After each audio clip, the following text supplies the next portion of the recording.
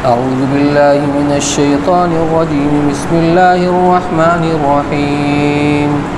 عبس وتولى أن جاءه الأعمى وما يدريك لعله يزكى أو يذكر فتنفعه الذكرى أما من استغنى فأنت له تصدى وما عليك ألا يزكى وأما من جاءك يسعى وهو يخشى فأنت عنه تلهى كلا إنها تذكرة فمن شاء ذكره في صحف مكرمة مرفوعة مطهرة بأيدي سفرة كرام بررة قتل الإنسان ما أكفره من أي شيء خلقه من نطفة خلقه فقدره ثم السبيل يسره ثم أماته فأقبره ثم إذا شاء أنشره كلا لما يقض ما أمره فلينظر الإنسان إلى طعامه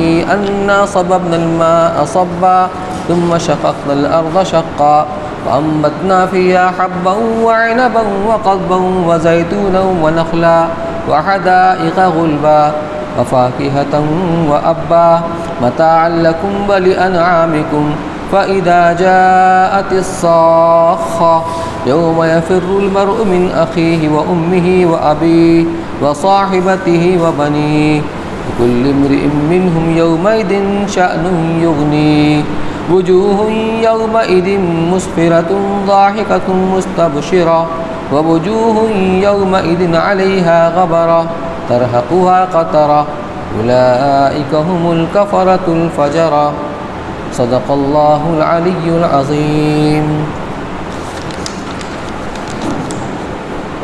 یہ سورہ عبس ہے جو مکہ میں نازل ہوئی، جس میں 1 رکوع اور 42 آیتیں ہیں. اس سورت کا جو شان نزول ہے، جو پس منظر ہے، حضور اکرم صلی اللہ علیہ وسلم ایک مرتبہ جو صنادید قریش تھے، بڑے بڑے سرداران، جس میں ابو جہل، عتبہ، شیبہ، امیہ ابن خلف، ابی ابن خلف، یہ بڑے بڑے چودھری تھے، اور آپ ان سے گفتگو فرما رہے تھے، انہیں توحید کی دعوت دے رہے تھے اور دین کی بات کو سمجھا رہے تھے. اور آپ کے دل میں یہ انتہائی آرزو اور خواہش تھی کہ یہ بڑے بڑے لوگ اگر اسلام میں داخل ہو جاتے ہیں تو اس کا اثر جو ان کے ماتحت اور تابعین ہیں ان کے اوپر پڑے گا، اور قریش کا بڑا مجمع اسلام میں داخل ہو جائے گا. اس لیے آپ پوری ہی توجہ کے ساتھ ان سے گفتگو فرما رہے تھے. اسی اثنا میں ایک صحابی ہیں حضرت عبداللہ ابن ام مکتوم رضی اللہ تعالیٰ عنہ، جو نابینا صحابی ہیں، یہ مسلمان تھے. یہ آواز دیتے ہوئے آئے. جب آدمی نابینا ہوتا ہے اس کو کوئی نظر تو آتا نہیں ہے، اب بولتا بھی زور سے ہے، تو آواز دیتے ہوئے آئے کہ اللہ کے رسول صلی اللہ علیہ وسلم مجھے کوئی آیت سنا دیجئے اور اس کو ہمیں سکھلا دیجئے. یہ کسی کو دیکھ تو رہے نہیں تھے، لیکن اللہ کے رسول صلی اللہ علیہ وسلم کو ان کا اس موقع پر آنا بہت ناگوار گزرا. وجہ یہ تھی، یہ تو اپنے ہیں، یہ کسی اور وقت بھی آ سکتے تھے، اور جو پوچھنا ہوتا پوچھ سکتے تھے، ہر وقت حاضر باش ہیں. لیکن جن سے میں گفتگو کر رہا ہوں ان سے تو بہت کم موقع ملتا ہے گفتگو کرنے کا. عام طور سے یہ لوگ دشمنی، مخالفت کرتے ہیں. اب یہ اس موقع پر آ گئے جس کو بے موقع کہا جا سکتا ہے، تو اس لیے آپ کو ان کا اس طریقے سے آنا، ابھی اس میں مخل ہونا ناگوار گزرا. آپ اس کو اہم سمجھتے تھے کہ یہ صنادید قریش جو ہیں، ان کے سرداران، یہ کسی طرح اسلام میں داخل ہو جائیں. تو اگر ہم بیچ میں گفتگو چھوڑ دیتے ہیں تو ان سے ایمان کی امید منقطع ہو جائے گی بظاہر. لیکن اللہ تعالیٰ حقیقت حال سے واقف ہے. آپ کا یہ ایک اجتہاد تھا، اس اجتہادی غلطی پر اللہ تعالیٰ نے آپ کو تنبیہ فرمائی عبسا و تولا کے ذریعے سے. یہاں پر ایک بات سمجھنے کی ہے جب دو چیز اکٹھا ہو جاتی ہے اور دونوں کا تقاضا ہوتا ہے کہ اس کی طرف توجہ کی جائے، اور آدمی دونوں کی طرف بیک وقت توجہ نہیں کر سکتا، اس میں جو اہم ہوتی ہے، ضروری ہوتی ہے، اس کو ترجیح دیتا ہے، پہلے اس کے تقاضے کو پورا کرتا ہے، بعد میں دوسری چیزوں کو دیکھتا ہے۔ مثال کے طور پر ایک آدمی مریض ہے، اس کو معمولی مرض ہے، بخار ہے، نزلہ زکام ہے، اور ایک آدمی مریض ہے، اس کو بہت شدید مرض ہے، خطرناک مرض ہے۔ تو اس مرض کی شدت کا تقاضا یہ ہے کہ جو زیادہ خطرناک مرض سے دوچار ہے اس کی طرف پہلے توجہ کی جائے اور باقی کو دوسروں کو بعد میں دیکھا جائے۔ تو اللہ کے رسول صلی اللہ علیہ وسلم نے اس چیز کو اہم سمجھا کہ پہلے ان کو دعوت دی جائے تاکہ یہ لوگ اسلام میں داخل ہو جائیں۔ لیکن اللہ تعالیٰ نے آپ کو جو متنبع کیا ہے اس میں جو نقطہ ہے وہ یہ ہے کہ اگرچہ ان کا مرض شدید تھا لیکن ان کے اندر طلب نہیں تھی دین کی، ان کے اندر نفور تھا، ان کے اندر مخالفت پائی جاتی تھی، اور جو نابینا صحابی آپ کی طرف آ رہے تھے ان کے اندر طلب تھی، اللہ کو یہ چیز مطلوب ہے۔ اس لیے اگر خطرناک مرض والا مریض اپنے مرض کا علاج نہ کرانا چاہے تو اس کی طرف توجہ دینا بیکار ہے، اور اگر جو کم درجے کا مریض ہے اس کے اندر طلب ہے اپنے مرض کے علاج کرانے کی تو اس کی طرف پہلے توجہ دی جائے گی۔ لیکن اس کے اللہ تعالیٰ کی طرف سے جو عتاب نازل ہوا بہت ہی مشفقانہ انداز میں، عربی قاعدے کے لحاظ سے اللہ تعالیٰ نے آپ کو مخاطب بنایا ہے، لیکن انداز اختیار کیا غائب کا، تاکہ آپ کو زیادہ رنج کا احساس نہ ہو، اتنا اللہ تعالیٰ کو آپ کا لحاظ تھا۔ لحاظ کیا کہہ سکتے ہیں، یعنی قدر تھی، میرے محبوب ہیں۔ قرآن میں اور جگہ بھی آئے عفا اللہ لما اذنت لہم، کہ اللہ تعالیٰ آپ کو معاف کرے، آپ نے ان منافقین کو اجازت کیوں دی؟ یہ کسی ایک غزوے کے موقع پر منافقین نے جھوٹے آزار گھڑ کر کے اپنے لیے رخصت لے لی اور جہاد میں نہیں گئے، پیچھے بیٹھ گئے اور خوشی منا رہے ہیں کہ ہم نے کیسا آپ کو دھوکہ دیا۔ تو اس پر اللہ کی طرف سے آیت نازل ہوئی، لیکن چونکہ عتاب میں آپ کے قلب کے اوپر اس کا اثر نہ ہو جائے، اس لیے کہیں پر پہلے کہیں پر بعد میں اللہ نے اس لفظ کو اختیار کیا، عفا اللہ عنک، اللہ آپ کو معاف کرے۔ یہ اللہ نے آپ کو معاف کر دیا، آپ کو ایسا نہیں کرنا چاہیے تھا، تاکہ سچ اور جھوٹوں میں اس کا امتیاز ہو جاتا، کھرے اور جھوٹے یہ کا فرق واضح ہو جاتا، ان کا نفاق کھل جاتا۔ ایک موقع پر حضور اکرم صلی اللہ علیہ وسلم نے ازواج مطہرات کے درمیان میں کوئی معاملہ ہو گیا تھا، آپ نے شہد پی لیا تھا، واقع تفصیلی میں تفصیل میں جانا نہیں چاہتا، تو کسی وجہ سے آپ نے شہد کو اپنے اوپر حرام کر لیا، یعنی اب میں آئندہ شہد نہیں پیوں گا۔ تو کسی مباح چیز کو اپنے اوپر حرام کا عقیدہ بنا لینا تو صحیح نہیں ہے، لیکن عملاً آدمی اس کو استعمال نہ کرے تو کہا یہ بھی مناسب نہیں ہے۔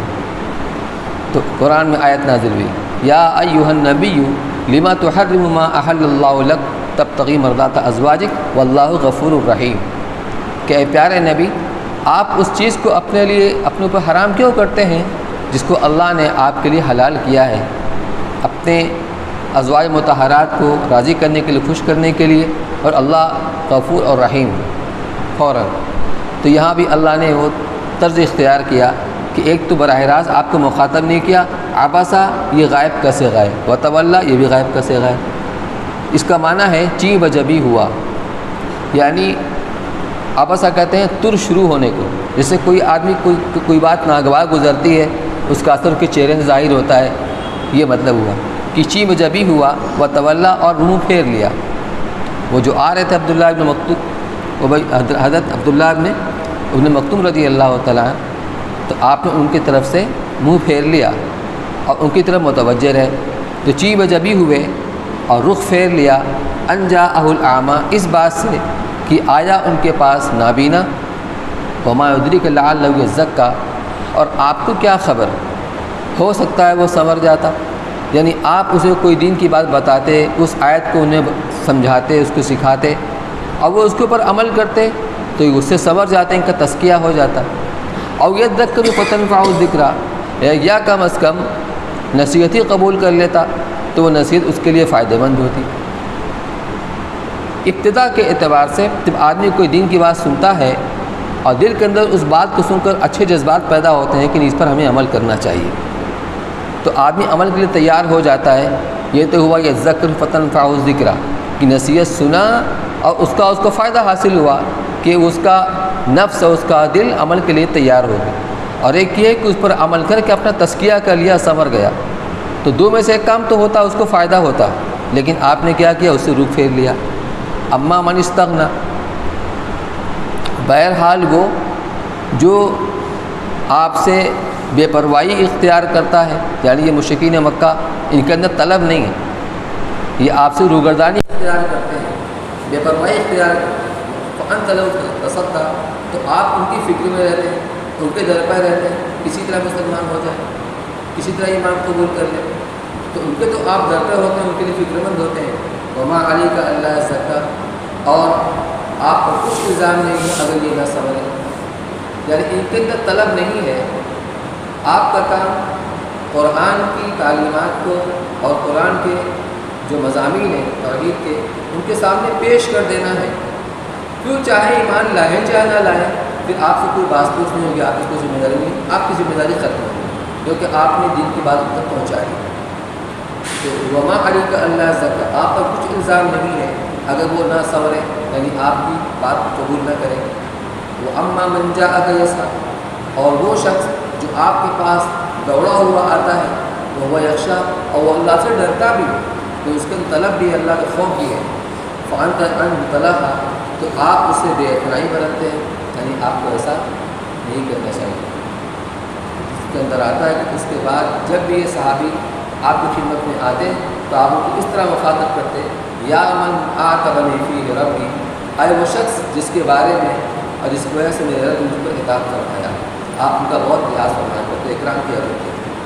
کلا انہا تذکرہ، یعنی ہرگز آپ کو ایسا نہیں کرنا چاہیے، کیوں؟ یہ قرآن ایک نصیحت کی چیز ہے، قرآن نصیحت کی چیز ہے۔ فمن شاء ذکر، جو چاہے اسے نصیحت قبول کرے۔ آپ نے قرآن کی بات کو پہنچا دیا، ذمہ داری آپ کی پوری ہو گئی، اب چاہے قبول کریں چاہے قبول نہ کریں۔ فمن شاء فلیؤمن ومن شاء فلیکفر، جس کو مسلمان ہونا ہو مسلمان ہو، نہ ہونا ہو نہ ہو، آپ کی ذمہ داری ختم ہو گئی۔ فمن شاء ذکر، جو چاہے اس کو نصیحت کو قبول کرے۔ فی صحف مکرمہ، یہ قرآن یہ بہت عالی مرتبہ ہے، ایسے صحیفوں کے اندر ہے جو مقدس ہے، یہ مکرمہ یعنی بہت بلند ہے۔ صحیفوں فی صحف، یہ صحیفہ کی جمع ہے، صحیفہ سے مراد ہے لوح محفوظ، لوح محفوظ۔ تو یہاں جمع کا لفظ لایا گیا ہے یا تو اس لیے کہ فرشتے اللہ کے حکم سے اپنے صحیفوں کے وہاں سے نقل کرتے ہیں قرآن، یا اس لیے جمع کا صیغہ لایا گیا جتنے بھی آسمانی کتابیں ہیں، صحیفے ہیں، سب اس کے اندر محفوظ ہیں، اس لیے ان کو جمع کا لفظ لایا گیا، اور وہ بلند مرتبہ ہیں، بلند رتبہ ہیں، یعنی لوح محفوظ ساتوں آسمان کے اوپر مرفوعۃ مطہرہ، مکرمہ لکھا ہے عزت کے ورقوں میں، یعنی اس سے مراد لوح محفوظ، مرفوعۃ مطہرہ، اونچے رکھے ہوئے نہایت سترے، یعنی وہی لوح محفوظ کے اندر ساتوں آسمان کے اوپر ہے، اور مطہرہ مقدس ہے۔ اسی لیے قرآن میں لا یمسہ الا المطہرون، کہ جو لوگ بے وضو ہیں وہ ان کے ہاتھ نہ لگائیں، یہ مقدس قرآن ہے۔ یہ ایدی سفرہ، سفرہ یا سافر کی جمع اس کے بنے آتے ہیں کاتب، لکھنے والے، چونکہ فرشتے وہاں سے اللہ کے حکم سے جو قرآن نقل کرتے ہیں اپنے صحیفوں کے اندر، اس لیے اس سے مراد ہے فرشتے، یا پھر وہ لوگ جو حضور اکرم صلی اللہ علیہ وسلم کاتبین تھے، وہی کے لکھنے والے ہیں، وہی کے لکھنے کا کام کیا کرتے تھے، وہ مراد ہے۔ یہ ایدی سفرہ، کہ یہ قرآن ایسے لکھنے والوں کے ہاتھوں میں ہے کرام بررہ، جو بڑے درجے کے اور نیک لوگ، یہ کرام صفاتیں انہیں سفرہ کی، اگر مراد فرشتے ہیں تو وہ بلند درجے کے ہیں اور نیک ہیں۔ قتل الانسان ما اکفرہ، یعنی وہاں تک شیطان کی رسائی نہیں ہو سکتی ہے۔ قتل الانسان ما اکفرہ، مارا جائے انسان کیسا ناشکرا ہے، یعنی ایسی بلند کتاب اور ایسے صحیفے کو بھی ماننے کے لیے وہ تیار نہیں ہوتا اور برابر کا انکار کرتا رہتا ہے. تو مارا جائے انسان، کہیں انسان پر خدا کی ماں اکفرا کتنا ناشکرہ ہے. من ای شیء خلقہ، اس کو دیکھنا چاہیے کہ کس چیز سے اللہ نے اسے پیدا کیا، اسے بنایا. من نطفۃ خلقہ، ساری دنیا جانتے ہیں کہ انسان کی تخلیق نطفہ سے ہوئی ہے. اس لیے خود قرآن نے کہا کہ اللہ نے اس کو نطفہ سے پیدا کیا. خلقہ فقدر، اس کی شکل صورت بنائی اور ایک مناسب انداز میں اس کو بنایا. اللہ نے انسان کی یہ شکل بنائی ہے، اس کو جو اعضاء ہے انتہائی متناسب، یعنی جو موجودہ شکل انسان کی ہے اس میں کوئی تبدیلی ہو جائے، ناک بجائے سامنے کے پیچھے ہو جائے، دائیں بائیں کھسک جائے، منہ ذرا ٹیڑھا ہو جائے، کتنا خراب لگے گا. پھر یہ ہاتھ کی انگلیاں سب برابر نہیں ہیں. اگر سب برابر ہوتے انسان جتنا کام کرتا ہے وہ کام نہیں کر سکتا ہے. تو خلاصہ یہ کہ انسان کے جتنے بھی اس کے آنکھ، کان، زبان، ناک اور اس کی انگلیاں، اس کے جو جتنے بھی سب انتہائی متناسب ہیں، اللہ نے ایک انداز سے ان کو بنایا ہے. یہ اللہ کی قدرت کا یہ کمال ہے کہ یہ اللہ کی نعمت بھی ہے اور اس میں اللہ کی قدرت کا اظہار بھی ہے. من ای شیء ثم السبیل یسرہ، تو اللہ نے اس کو پیدا کیا اور ایک انداز سے بنایا، متناسب الاعضاء بنایا، اور جہاں اس کی تیاری ہو رہی بن رہا ہے تو اس کو ہی پتہ نہیں، اس ماں کو ہی پتہ نہیں کہ میرے جسم کے اندر کیا چیز بن رہی ہے اس وقت، اس کو ہی پتہ نہیں. لیکن وہاں اللہ تعالیٰ اپنی قدرت سے ساری چیزیں بنا رہے ہیں. ثم السبیل یسرہ، پھر ماں کے پیٹ سے دنیا کے پیٹ میں آنے کا راستہ اللہ نے آسان کر دیا کہ ہنستا کھیلتا بچہ 6 پاؤنڈ کا 7 پاؤنڈ کا کس طریقے سے اس تک راستے سے باہر آ جاتا ہے. یہ اللہ کی قدرت. ثم اماتہ فاقبرہ، پھر اللہ نے اس کو موت دیا اور پھر اللہ اسے قبر میں لے جاتا ہے. یعنی موت بھی گویا انسان کے لیے اللہ کی نعمت ہے، دنیاوی اعتبار سے بھی اور دینی اعتبار سے. دینی اعتبار سے اس لیے کہ موت کے بارے میں فرمایا گیا الموت تحفۃ المومن، تو موت مومن کے لیے تحفہ ہے، کیونکہ اس مومن کے لیے جو اعزاز و اکرام کا سامان اللہ کے یہاں ہے، جب تک مومن اللہ کے یہاں پہنچے گا نہیں اس کو حاصل نہیں کرے گا.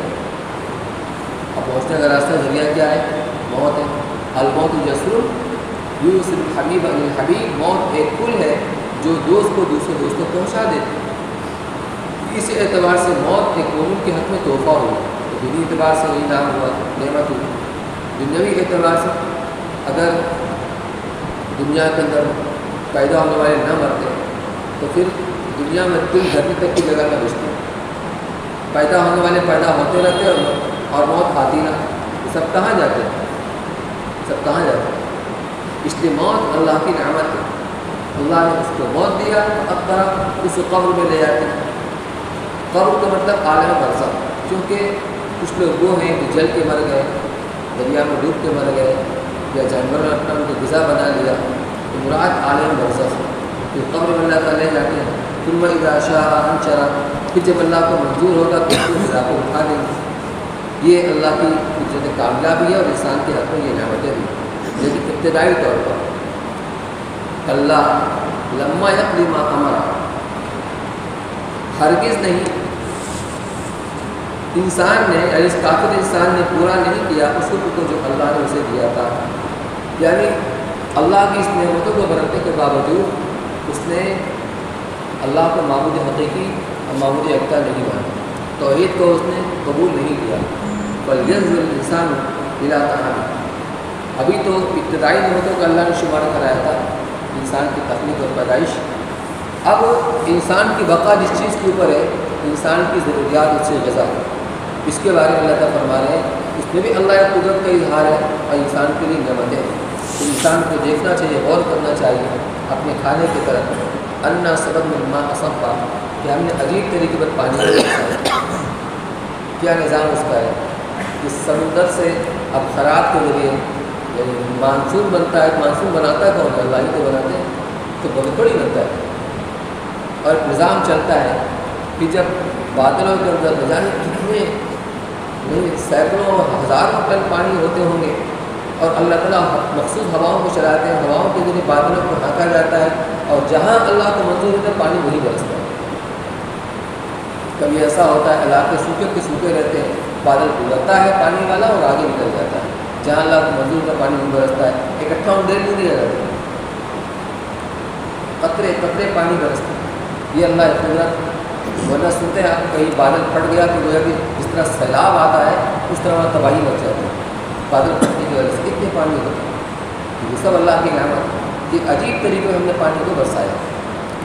ثم شققنا الارض شقا، پھر عجیب طریقے سے زمین کو ہم نے پھاڑا، یہ پانی زمین کے اندر جاتا ہے تو اس کے اندر ایک صفت ہوتی ہے حیات والی، وہ جو بیج زمین کے اندر ہوتا ہے، اب وہ بیج وہ پہلے اپنی سوئی نکالتا ہے زمین کے اندر سے۔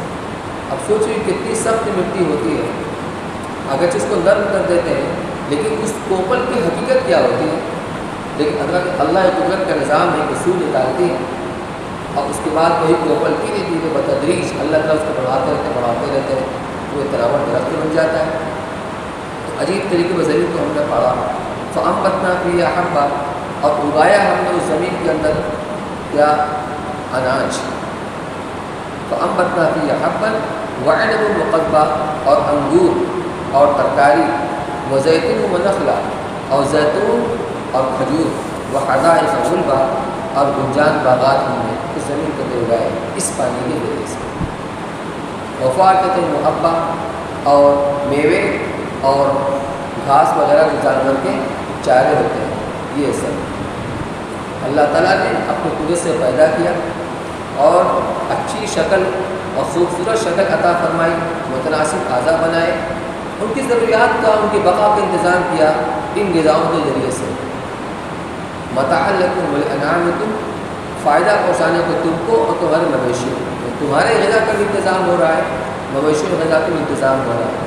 فَإِذَا جَاءَتِ الصَّاخَّةُ، تو ایک طرف جو ابتدا ہے انسان کے پیدائش کے وجود کی، اس کو اللہ نے بیان کیا کہ ہم نے کس طریقے سے پیدا کیا، اور پھر تمہاری زندگی کو باقی رکھنے کے لیے ہم نے کیا کیا انتظام کیے۔ لیکن سب کے بعد موت تو آئے گی، اور دنیا کی موت جب آئے گی وہی قیامت ہوگی۔ تو فَإِذَا جَاءَتِ الصَّاخَّةُ، صاخہ کے معنی شور برپا کرنے میں، یہ بھی قیامت کی صفت ہے کہ پھر جب برپا ہو جائے گی، پھر جب آ جائے گا وہ دن جس دن قیامت کا شور برپا ہوگا، یوم یفر المرء من اخیہ، یہ وہ دن ہوگا جس دن انسان بھاگے گا اپنے بھائی سے، وَأُمِّهِ، اپنے ماں سے، وَأَبِيهِ، اپنے باپ سے، وَصَاحِبَتِهِ، اپنی بیوی سے، وَبَنِيهِ، اور اپنی اولاد سے۔ دنیا میں انسان انہی کے لیے جتن کرتا ہے، جدوجہد محنت مشقت برداشت کرتا ہے اور کما کر لا کر انہیں کھلاتا ہے، ضرورت پڑنے پر یہی لوگ اسے کام آتے ہیں، اس کے کام آتے ہیں، یہ اپنے لوگ ہیں، لیکن ایسا وقت بھی آئے گا کہ انسان ان سے بھی اپنی جان کو بچائے گا، کہیں کچھ مطالبہ نہ کرے۔ اس دنیا کی اسم لگی ہے جس سے زیادہ سابقہ پڑتا ہے، پوچھ نیند بھی اسی سے ہوتی ہے۔ یہ حقوق العباد ہے، جب تک سارے حق اپنے حق معاف نہیں کرے گا تب تک اللہ ہی معاف نہیں کریں گے، تو حق والوں کو حق دلوایا جائے گا۔ اب بیٹے کا حق ہے تو اس دن بیٹا ایک نیکی دینے کو تیار نہیں، چنانچہ آتا ہے کہ باپ اپنے بیٹے سے کہے گا بیٹا میں تمہارا کیسا باپ تھا، تو خود تعریف کرے، بہت شفیق، بہت مہربان۔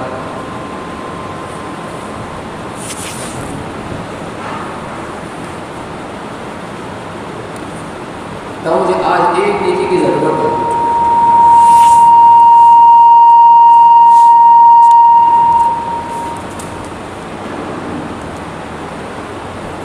ایک نیکی مجھے دے دو کہ ابا سب تو ٹھیک ہے لیکن آج میں کچھ ضرورت نہیں، تو کوئی ایک نیکی دینے کو تیار نہیں ہوگا، بلکہ اگر کچھ اس سے مل جائے تو اس کو لینے کے لیے وہ آمادہ ہو جائے گا، اس لیے انسان بھاگے گا۔ دنیا میں جس کے لیے کماتا تھا، جن کے لیے وہ مرتا تھا، اور جو اس کے برے وقت میں کام آتے تھے، وہ سب سے بھاگے گا، چاہے وہ بھائی ہو، ماں باپ ہو، چاہے اس کی بیوی ہو، چاہے اس کی اولاد ہو۔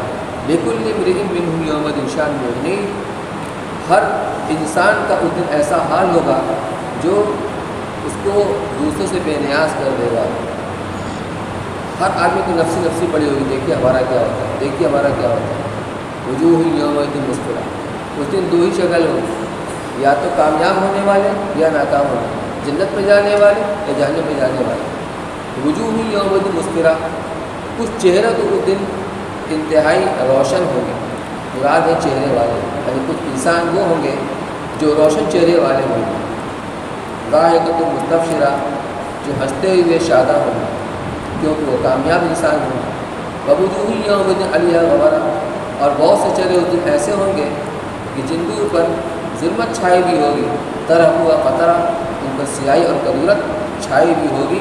اولئک هم الکفرۃ الفجرہ، یہی لوگ جو کافر اور فاجر۔ تو کفرہ سے مراد ہے ان کا فساد اعتقاد، اور فجرہ سے مراد ہے ان کا فساد عمل۔ یعنی اس صورت کے اندر بیان کیا گیا ہے کہ انسان اللہ تعالیٰ کو معبود حقیقی نہیں سمجھتا، توحید کے اقرار نہیں کرتا، سارے دلائل موجود ہیں، اس کو اللہ نے خود بیان فرمایا ہے، اس کے باوجود وہ انکار کرتا ہے۔ لیکن جب قیامت جس کا وہ انکار کرتا ہے جب وہ آ جائے گی تو انسان دو گروہوں کی طرف بڑھ جائیں گے، ایک کامیاب اور ایک ناکام۔ جو کامیاب لوگ ہوں گے ان کی علامت یہ ہوگی، ناکام لوگوں کی علامت یہ ہوگی۔ اس کا تقاضا ہے کہ انسان اپنے بارے میں غور و فکر کرے، ہم کس راستے کے اوپر جا رہے ہیں، ہمیں کس راستے کے اوپر چلنا چاہیے۔ اگر صحیح راستے پر جا رہے ہیں تو اللہ کی شکر ادا کریں، اور اگر ہمارا راستہ غلط ہے تو پھر ہم سمجھ جائیں اور صحیح راستے پر چلنے کی کوشش کریں۔ اور اصل یہ ہے کہ اس قیامت کے لیے ہم اپنی تیاری کرنے والے لوگ ہیں۔ اللہ تعالیٰ سب کو سبحان اللہ، سبحان اللہ،